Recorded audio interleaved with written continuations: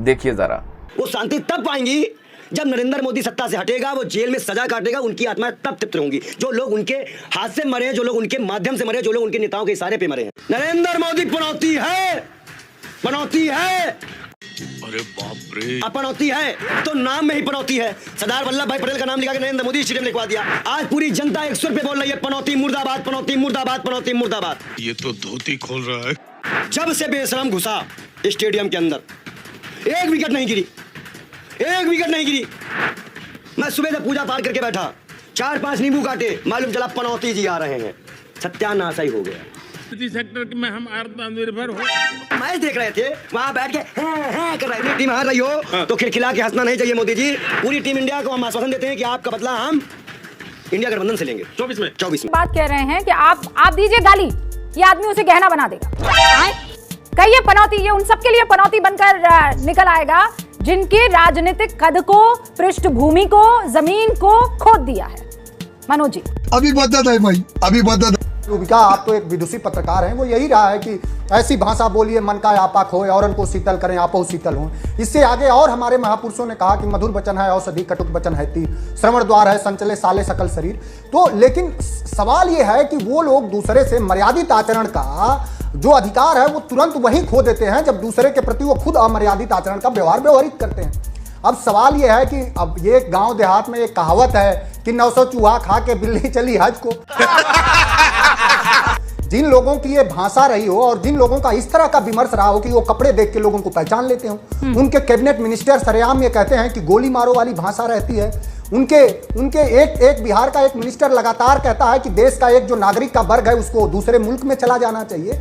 तो ये गरिमा, उनके गृह मंत्री हमारे ही नेता पर ये बयान देते हैं अपने कार्यकर्ताओं में कि मैंने एक झूठा अफवाह उड़ा दिया कि समाजवादी पार्टी के राष्ट्रीय अध्यक्ष जी ने पूज्य नेताजी के साथ दुर्व्यवहार किया। तो जो लोग अफवाहों के सरदार हों, जो लोग झूठ के सरदार हों, अब उनके खिलाफ बातों से नहीं, आपके एक बात से जरूर सहमत हुआ जा सकता है कि सवाल जरूर करिए।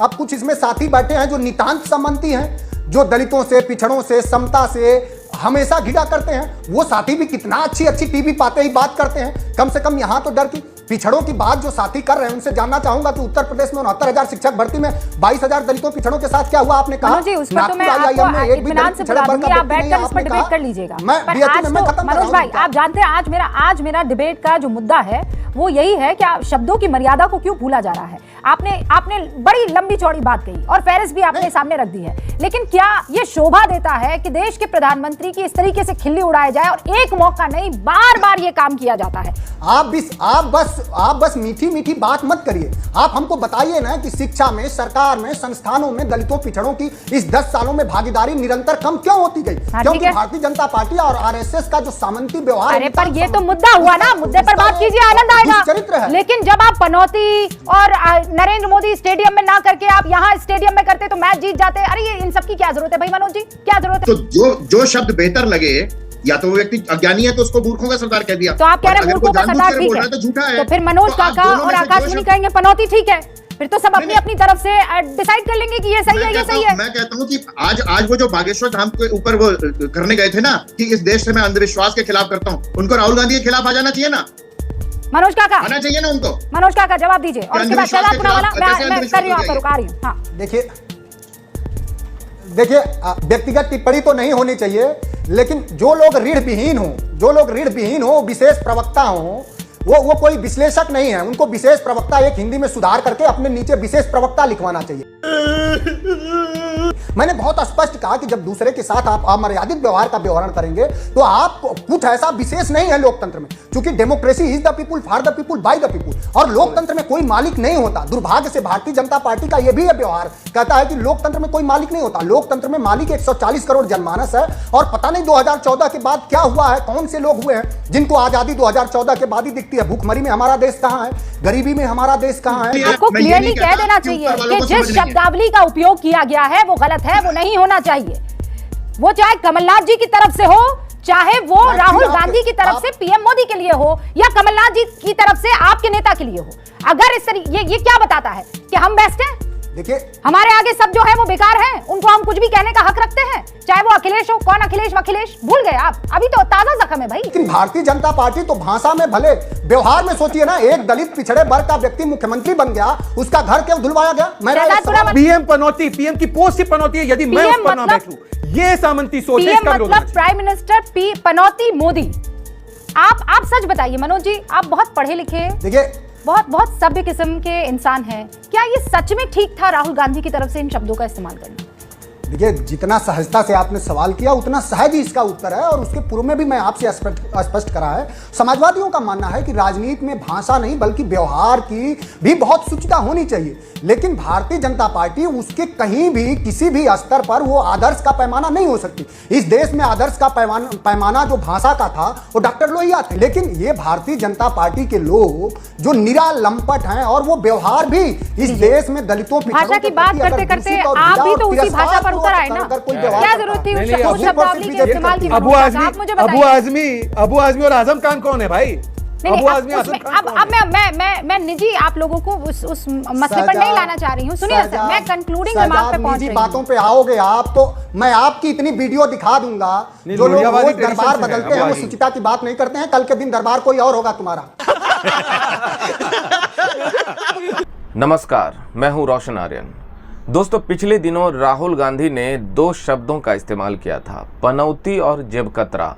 पनौती प्रधानमंत्री नरेंद्र मोदी के लिए और जेबकतरा प्रधानमंत्री और अडानी के लिए। हालांकि जो जेबकतरा शब्द का उन्होंने इस्तेमाल किया था वो इस्तेमाल सांकेतिक था। मैं चाहूंगा आप एक बार फिर राहुल गांधी के उन बयानों को आप सुने। हालांकि मैं आपसे पहले भी कह चुका हूं कि इस शब्द का इस्तेमाल भाषाई मर्यादा का उल्लंघन है, मगर आज के कार्यक्रम का मकसद ये नहीं है कि हम सिर्फ राहुल गांधी की आलोचना करें। मैं हर बार जो भी नेता भाषा की मर्यादा को भूल जाते हैं उनकी आलोचना करता हूं, मगर मुद्दा यह है कि चुनाव आयोग जो है, जब सत्ता पक्ष की ज्यादती की बात आती है तो खामोश क्यों हो जाता है?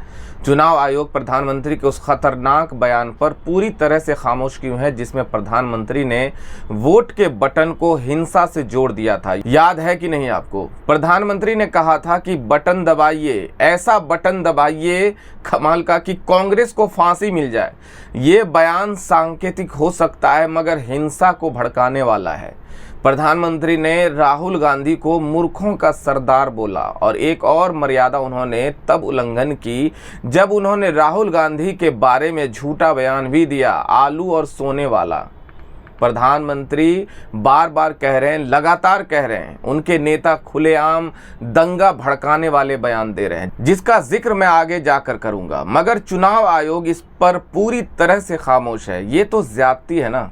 ये देश नियम और कानून के हिसाब से चलेगा, संविधान के हिसाब से चलेगा। यही वजह है कि सुप्रीम कोर्ट चाहता था कि चुनाव आयुक्तों की नियुक्ति जो है वो पूरे स्वतंत्र तौर पर हो, मगर इस सरकार ने उसे भी पलट दिया। सबसे पहले राहुल गांधी ने वो जेब कतरे वाला जो बयान है और पनौती वाला बयान जो दिया था, मैं चाहूंगा आप लोग एक बार फिर सुने।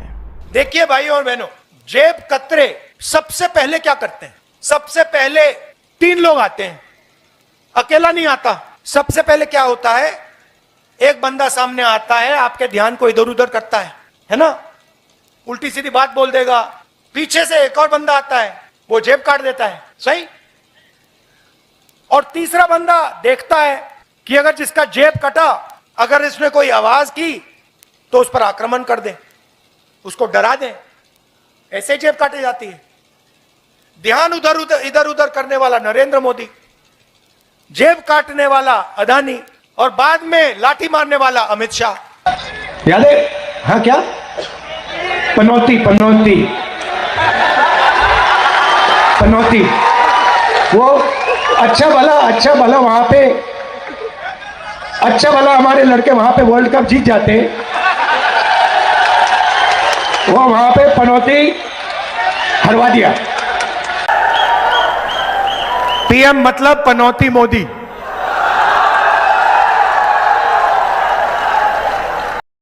तो ये वो बयान है दोस्तों जिस पर चुनाव आयोग ने राहुल गांधी को नोटिस जारी कर दिया है। याद कीजिए, इससे पहले प्रियंका गांधी वाड्रा को भी नोटिस जारी किया गया था, आम आदमी पार्टी को भी नोटिस जारी किया गया था। आपके सामने तथ्य मौजूद हैं।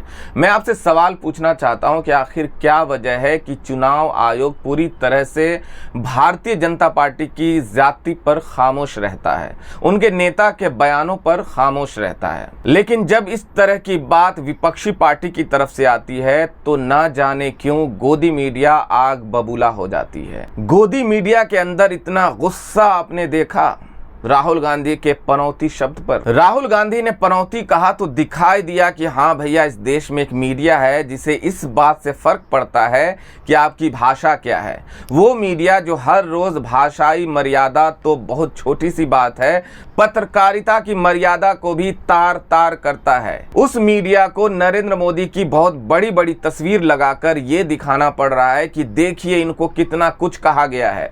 आम आदमी पार्टी के प्रवक्ता रीना गुप्ता ने जब सीधा जवाब दिया और उन शब्दों का जिक्र किया जो कि भारतीय जनता पार्टी के लीडर्स इस्तेमाल करते हैं, नरेंद्र मोदी भी इस्तेमाल उनमें से कुछ शब्दों को कर चुके हैं, तब ये लोग कहां जाते हैं। पहले उनको सुनिए और उसके बाद मैं दिखाता हूं कि इसकी देखिए कि चैनल की जो कवरेज में क्या क्या गलतियां खामियां आपको दिखती हैं। एक पत्रकार होने के नाते पत्रकारिता के उसूल और मूल्यों के हिसाब से देखिए। दीदी ओ दीदी, गोली मारो सालों को, रामजादे हैं या डैश डैश, सूपनखा, 50 करोड़ की गर्लफ्रेंड। और रमेश बिधूड़ी ने तो जो पार्लियामेंट में बोला वो कोई रिपीट ही नहीं कर सकता। ये चंद उदाहरण है ऐश्वर्या भाई। अगर मैं सारी गाली गलौज जो भारतीय जनता पार्टी ने 9 साल ने इस देश में करी है वो करना शुरू कर दूं और बताना शुरू कर दूं तो टीवी प्रोग्राम आपका एक कम पड़ जाएगा, कई प्रोग्राम आपको करने पड़ेंगे। देश में जो राजनीति में मर्यादा की बात है उसका स्तर जो पिछले 9 सालों में गिरा है, देश के इतिहास में उतना नीचा, उतना गंदा स्तर नहीं गिरा। भारतीय जनता पार्टी में जो जितना बड़ा गाली गलौज करने वाला है, जो जितना बड़ा बलात्कारी है, उसका ओहदा उसके उतना ही ऊंचा चला जाएगा। ब्रजभूषण शरण सिंह, ना उनको अपनी जबान पे कंट्रोल है, ना उनको अपनी बॉडी पे कंट्रोल है, जिसके साथ चाहे जो कर सकते हैं। देखिए, बड़े सीना चौड़ा करके राज कर रहे हैं भारतीय जनता पार्टी के शासन में। विदुड़ी जी को तो नवाजा गया कि भैया तुमने पार्लियामेंट में इतनी गाली गलौज करी, चलो तुम राजस्थान जाओ, तुम्हारा प्रमोशन किया जा रहा है। अनुराग ठाकुर का एग्जाम्पल हमारे सामने है, बहुत सारे ऐसे एग्जाम्पल हैं। तो जो नीच स्तर राजनीति का देश में भारतीय जनता पार्टी ने किया है वो किसी और ने आज तक नहीं किया।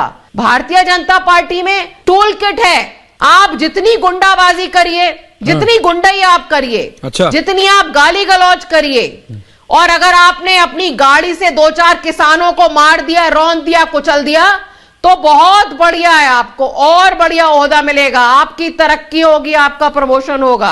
एक प्रवक्ता ने तो आपके टीवी चैनल पे बोला ही था, मुझे धमकी दी थी कि वो मुझे छेड़ेंगे। तो ऐसे तो नमूने नगीने भरे पड़े हैं भारतीय जनता पार्टी। तो मैं आपको इस वीडियो के माध्यम से यही समझाने की कोशिश कर रहा हूं कि बहुत चालाकी से किस खबर को क्या दिखाना है, इस खबर पर डिबेट करनी है। बड़ी से बड़ी खबर जो देश हित में होती है उसके ऊपर ये लोग डिबेट्स नहीं करेंगे, लेकिन उसमें इन्हें सरकार से, सत्ता से, नरेंद्र मोदी की सरकार से सवाल और सीधे नरेंद्र मोदी से सवाल पूछना पड़ जाएगा। इसलिए इससे बचते हुए ऐसी खबर को सीधे जो है साइड कर देते हैं। स्पीड न्यूज बुलेटिन में कुछ सेकंड की खबरें आपको दिखाकर निकल जाते हैं। इसीलिए ऐसे चैनल को देश की जनता गोदी मीडिया कहने लगी है। इन लोगों को आप जितनी जल्दी पहचान लें उतना सही है। अपनी वोट की ताकत को अपने दिमाग से जोड़ कर देखिए, क्या सही लगता है वहां जाकर वोट कीजिए। ऐसे टीवी चैनलों के बहकावे में आकर अपने वोट को जाए मत होने दीजिए। अपने वोट की ताकत को देश हित में इस्तेमाल कीजिए। बहुत बहुत शुक्रिया।